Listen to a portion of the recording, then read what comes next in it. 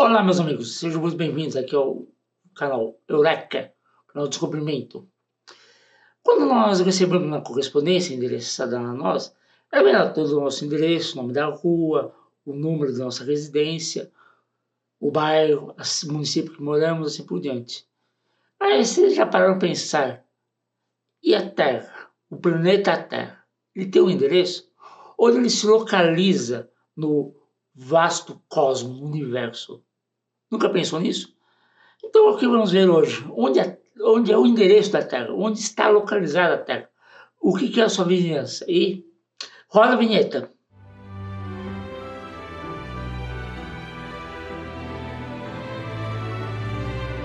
Eureka! Desde a antiguidade remota, o ser humano ele tem um fascínio pelo céu noturno, por consequência pelas estrelas que ele observava durante a noite.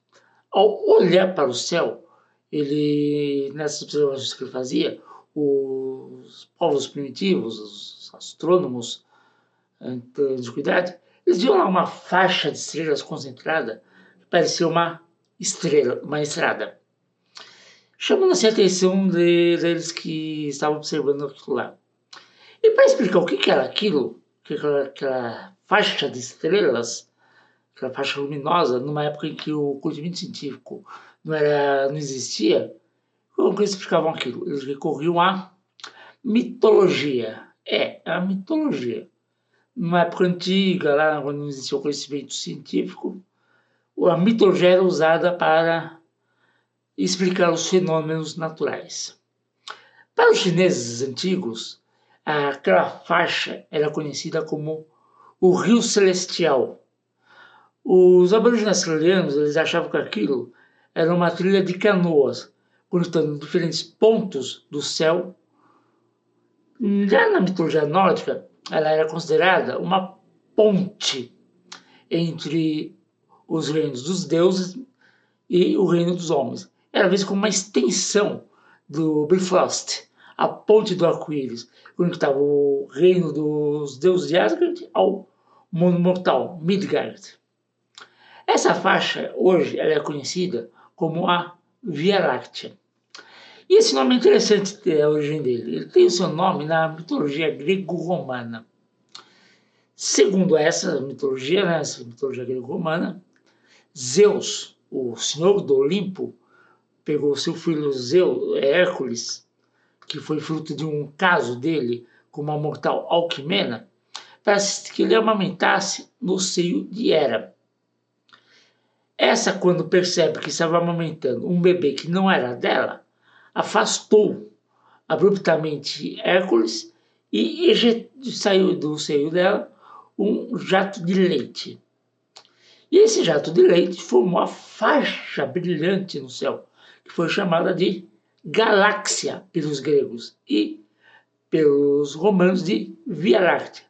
E ambas as palavras, tanto no grego como no latim, no caso dos romanos, significam exatamente a mesma coisa. Caminho do leite. Sim, Via Láctea ou galáxia tem o mesmo significado. Caminho do leite. Posteriormente, a palavra galáxia passou a ser usada não apenas para descrever a Via Láctea, aquela faixa, mas também outros sistemas estelares semelhantes que eram espalhados pelo universo. Hoje, a galáxia se refere a um sistema de estrelas, gás e poeira, matéria escura e outras infinidades que são ligados entre si pela gravidade. A Via Láctea é apenas uma das bilhões e bilhões de galáxias que esse universo observável. Durante a Antiguidade e a Idade Média, os astrônomos observavam nebulosas, nuvens de gás, né? Que hoje nós sabemos de gás. Na época eles não tinham ideia do que era, uma coisa meio opaca, nebulosa lá no céu, e não tinham instrumentos ou conhecimento científico para discernir o que na verdade era aquilo. E o tempo foi passando e até que chegamos em Galileu Galilei, na Renascença, que com seu telescópio ele foi o primeiro a observar a Via Láctea. E ele observou o quê? Ele viu numerosas estrelas individuais, mostrando que o leitor daquela faixa de estrelas era, na verdade, composto por muitos pontos de luz. Mais tarde, durante a época da Revolução Industrial, William Herschel identificou várias dessas nebulosas e sugeriu que algumas delas poderiam ser universos de ilhas. Mas essa ideia não era amplamente aceita na época. Até que chegamos em 1924, há um século atrás. Edwin Hubble, estou falando do astrônomo Edwin Hubble, não do telescópio espacial. Aliás, o telescópio espacial tinha esse nome em homenagem ao astrônomo Edwin Hubble. Então, ele utilizou o telescópio Hooker de 100 polegadas para estudar a nebulosa de Andrômeda e outras nebulosas espirais que eram conhecidas na época. Ele descobriu que Andrômeda estava muito além da Via Láctea, aproximadamente 2,5 milhões de anos-luz de distância. Ou seja, era uma evidência de que era uma outra galáxia. E com isso, essa descoberta de Hubble revolucionou toda a cosmologia, mostrando que o universo é composto de muitas e muitas galáxias, e não apenas da nossa galáxia, a Via Láctea. Isso expandiu o conhecimento, o entendimento de uma maneira revolucionária para a época. Isso apenas 100 anos atrás, exatamente há um século. Um pouquinho depois, em 1936, 12 anos depois da descoberta de Hubble, Graham Shapley ele publicou um estudo que incluía várias galáxias próximas à da Via Láctea, conhecendo assim um grupo de galáxias ao qual a nossa galáxia, a Via Láctea, fazia parte. Ficou conhecido como grupo local. O grupo local é um pequeno aglomerado de galáxias que inclui mais ou menos pouco mais de 50 galáxias, das quais as mais proeminentes são a própria Via Láctea, a nossa galáxia, as suas galáxias satélites, como a Pequena Nuvem de Magalhães, a Grande Nuvem de Magalhães, algumas galáxias fluidais, como a galáxia Grande Sagitário, e entre algumas outras aí, galáxias satélites da Via Láctea. Além desse grupo, nós temos a galáxia de Andrômeda, que é o maior corpo do grupo local. E ela também tem suas galáxias satélites, assim como a nossa tem, a Via Láctea, como a galáxia Bernard, a galáxia Draco, a Nandi Ursa Maior, entre várias outras. E em terceiro lugar, nós temos a galáxia do Triângulo, que é a terceira maior galáxia do grupo local.